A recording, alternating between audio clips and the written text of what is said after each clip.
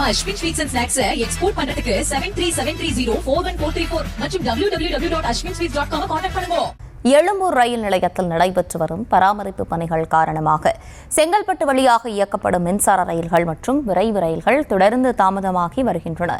இதனால் பயணிகள் பெரும் சிரமத்திற்கு ஆளாகி வருவதாக வேதனை தெரிவிக்கின்றனர். கூடுதல் விவரங்களோடு இணைகிறார் நம்முடைய செய்தியாளர் சுதாகர். வணக்கம். விரிவான விவரங்கள். செங்கல்பட்டு ரயில் நிலையத்தில் அதிக அளவில் மக்கள் கூடுவதை நம்மால் இந்த காட்சிப்படுத்தப்படுகிறது.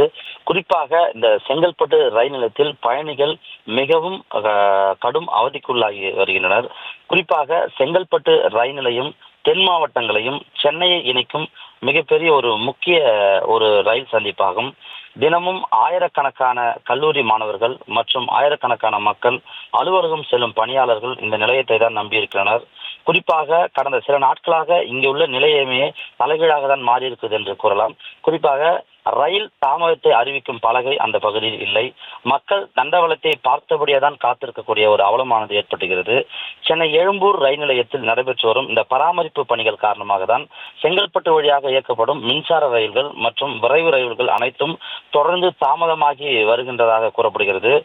அரை மணி நேரம் முதல் 1 மணி நேரம் வரை ரயில்கள் கால தாமதமாவதால் நடைமேடைகளில் மக்கள் கூட்டம் அலைமோதுவதை நம்மால் பார்க்க முடிகிறது. தினமும் இதே நிலைமைதான் ஏற்படுகிறது. எழும்பூர் வேலை நடக்குதுன்னு நாங்க எப்படி 1 மணி நேரம் அரை மணி நேரம் எங்களால இங்க காத்துட்டு போக முடியல என்று அங்க இருக்கிற மக்கள் அவருடைய குறையை சொல்லக்கூடிய நிலைமைதான் தற்போது ஏற்பட்டு வருகிறது.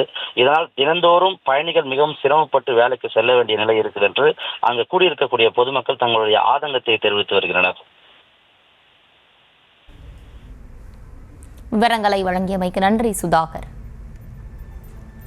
நம்ம Ashwin sweets and snacks export பண்றதுக்கு 7373041434 மற்றும் www.ashwinsweets.com கான்டாக்ட் பண்ணுங்க.